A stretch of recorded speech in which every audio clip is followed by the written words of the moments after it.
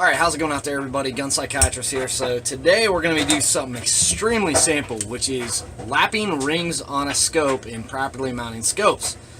A lot of people have this question, should I lap them, should I not?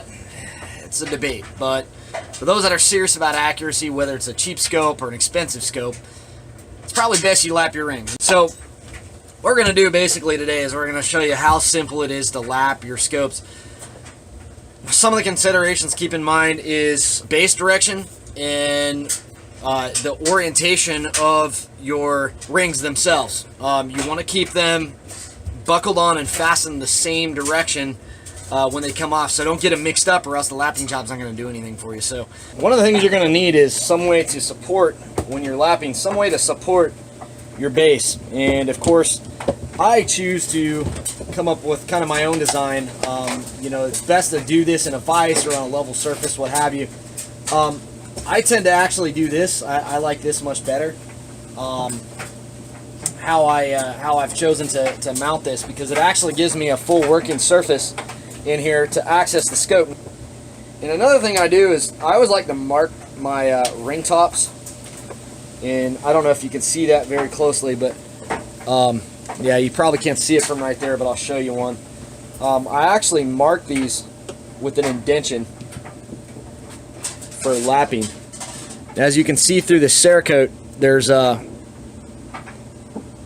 you see that little dot right there? So I just basically take an auto center punch and put that dot on there, and that tells me that, okay, this one goes to the back, and then of course the front one's marked with 2 dots. And that's how I know what's what. So one of the first things we need to do before lapping any scope is we need to determine how far out we are. And obviously, you know, I've always said you get what you pay for when you buy things. Well, I choose to save my money and buy very good quality stuff for my guns. And of course, that's going to reflect, I think when I first bought this mount, it was a little off, but not by much. I mean, I did not have to do very much lapping on this firearm, with the exception of probably what the Cerakote is thrown off. We're about to see how out of alignment this really is. And from my first lapping job, I mean, it's pretty much in there. That is, I mean, that is spot on. So what these alignment pins do is they actually allow you to see, they actually allow you to look at your physical alignment, and I mean that is right on the money. You know, the Cerakote's so thin it's not going to add anything, but because I have to do this for school, we're going to go ahead and lap it anyways, and of course we're going to show you guys out there how to do it. So, but as you can see, if you check pretty much every angle here, I mean, let's take this out. So if you check every angle, I mean, that is respectively straight. It pretty much every angle, and that's what you want to have. You want to have something that is almost plumb. And you know what, there's a hair of a difference in the front, but we're gonna go ahead and get it set up to start lapping. And if you notice, you'll notice my orientation. I have 2 punches there, I have 1 punch there. Now I know where they go. Punch holes to the front, 1 in the back, 2 up front. That way we keep everything organized. And again, I do that on my own stuff. You can talk to your, you know, if you're doing this professionally, I probably wouldn't do it to a customer's gun, but most of my customers never had an issue with that. And it also is a visual reference for them, so if they ever dismount their scope, they won't be coming back to you paying more money because they mixed up their rings. So this way you always know which direction your lapped rings are going to go. All right, so now that we got this ready to go, we're going to go ahead and just get everything clean. I just use some acetone, wipe everything down, make sure there's no oil. Of course, these rings, I'm not tumping these rings the other way around just because they're a pain in the butt. So as you can see, the rings are clean, ready to go. Now we have some 220 grit lapping compound. So all we need to do is take a little bit of this lapping paste and coat the surfaces down here. I use a pretty healthy amount. I mean, it ain't gonna hurt nothing. You know, just take it a little bit at a time. You can really get in a hurry on these, and that can get you into some serious trouble. So the best thing to do would just be to slow down, take your time, and Of course, you can use this video for reference.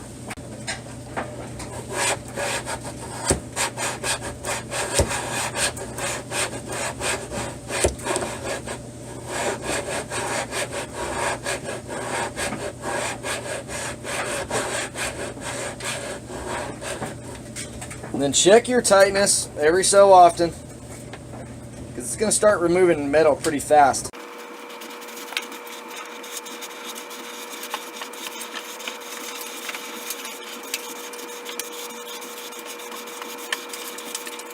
Now for some folks, you know, they have two places to actually mount this onto, and for some folks it might be easier to actually run it in the center, but because my rings are so close together, it's easier for me to kind of run that in the center like it is.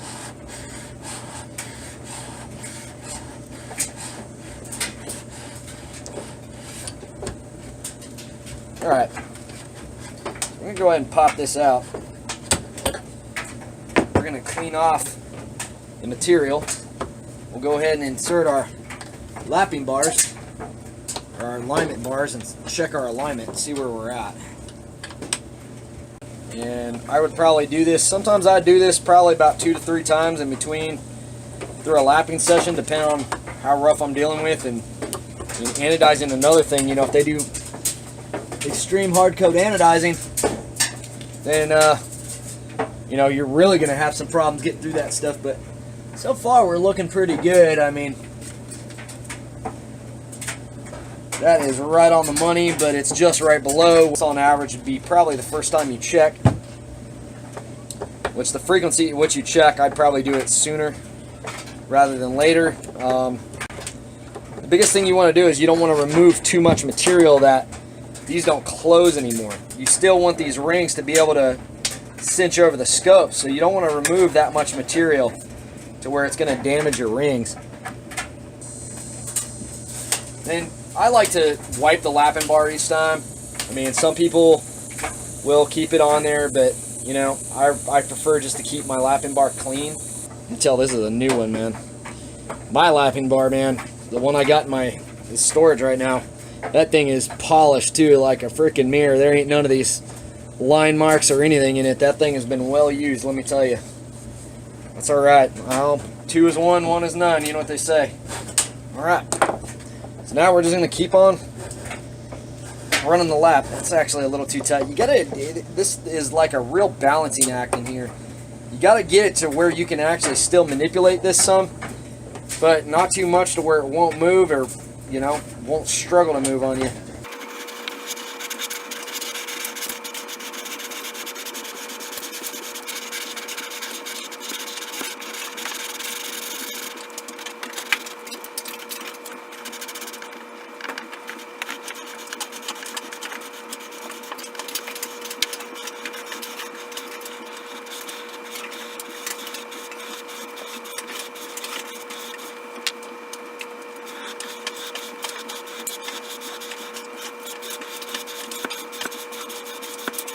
Alright, that's actually feeling really good. Nice and tight. So now we can pull this off again, take a look at it. So as you can see, we're actually starting to get through the Cerakote, and we're just going to keep going until I get it right where I want it. And I'm actually to come in and finish these up with a, I'd say probably about a, maybe about a 600 aluminum oxide lapping compound, just to kind of really polish up and smooth out the surfaces. Now, actually looking at this, maybe I didn't mount the specific scope. That might be on my other rifle, or not mount, but lap. Because I'm actually looking at these now, and these are still aluminum, the anodizing underneath. So I might not have actually lapped this these scope rings before. I just don't know why I have the marks up top there. So that's what's throwing me off. But they do not appear to be lapped. So maybe I was mistaken. It might have been on my other rifle, but that's one of the things that I do when I lap scopes, is I actually put those indicator marks on there so you don't get them mixed up. So I don't know why. Maybe I went to lap it and just didn't lap it, or something happened. So I don't know. But we're going to continue on. So far, so good. We just got to continue to kind of knock this stuff down. As you can see, these are super easy to mix up. Look at that. If I wouldn't have had these marked, I would have just thrown it on anyway, just ruined my whole lapping job. So these things are really easy to mix up, so I highly encourage folks that you indicate your rings and ensure that each time that you mount your scope rings, you're putting them on the right direction.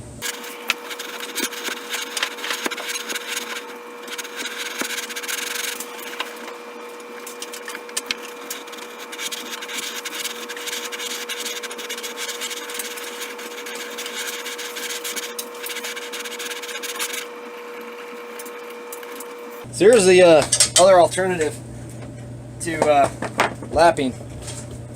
You actually run this back and forth right here. It does give you a better degree of control.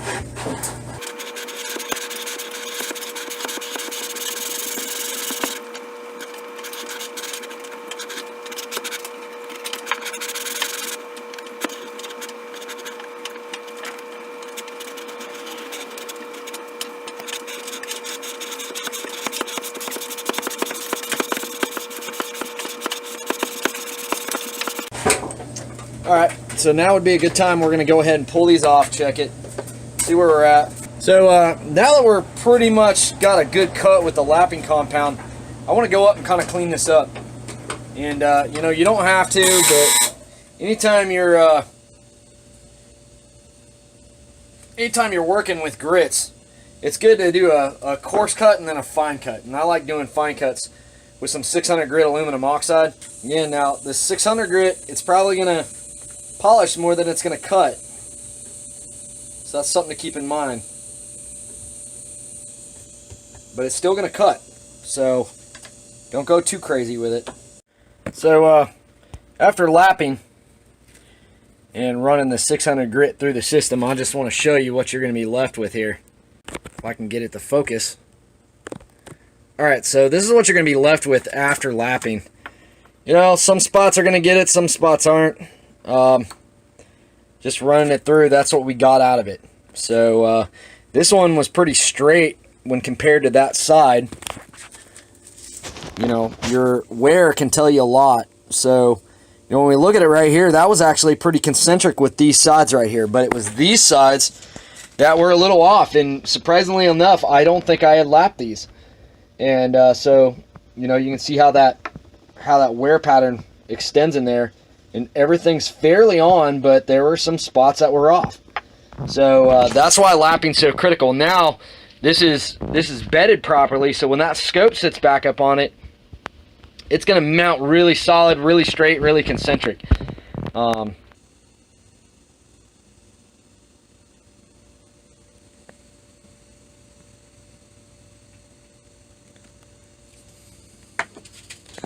when you're all done, that's what it should look like.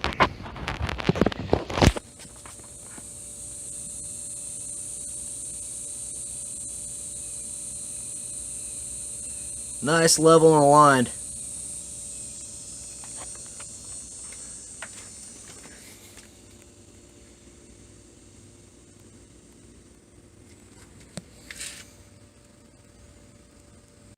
So the next thing I'm doing is I'm actually leveling out this mount. One of the ways you can do this is on the gun. Another way that which unless you have a really good way to get it level, I wouldn't recommend doing that. But this is a fairly level surface right here. So I'm just checking both of these to see how level they are. And of course, they're right on the money. I mean, they are dead center, so we are level that way. And of course, we're a little off this way, but that's fine because we do have a 20mm cant. And normally you wouldn't be too concerned with the up-down aspect as much as far as you're concerned with the this axis right here.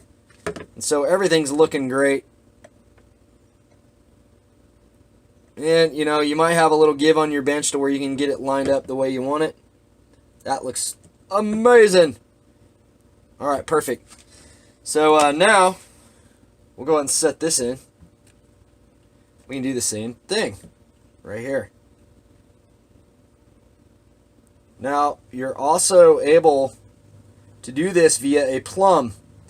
So you would string it from a high location and line your crosshairs up to where they were perfectly on that line, and then you'd be able to line up. But it's critical to have your scope base level. So if you're not doing on this on your gun and a vise, it's critical to have that scope base level. So now we're going to just go ahead and slap these on. Sometimes people will put rosin in there for mounting, or various types of, so I've seen some people use like a double-sided felt and stuff like that. Usually when you have a coated scope, so if it has hydrographics on it, the hydrographics is going to suffice for enough holding power to where your scope's not going to slip in there. So that's just, make a note of that. You can mount it with that stuff if you have to, but it's been my experience that the hydrographics does a good enough job at holding, and you don't really need to use any type of a mounting powder or rosin or whatever you're using. So I'm actually going to put a little bit of red Loctite on these. Another thing to consider too is red Loctite does take some time to set up.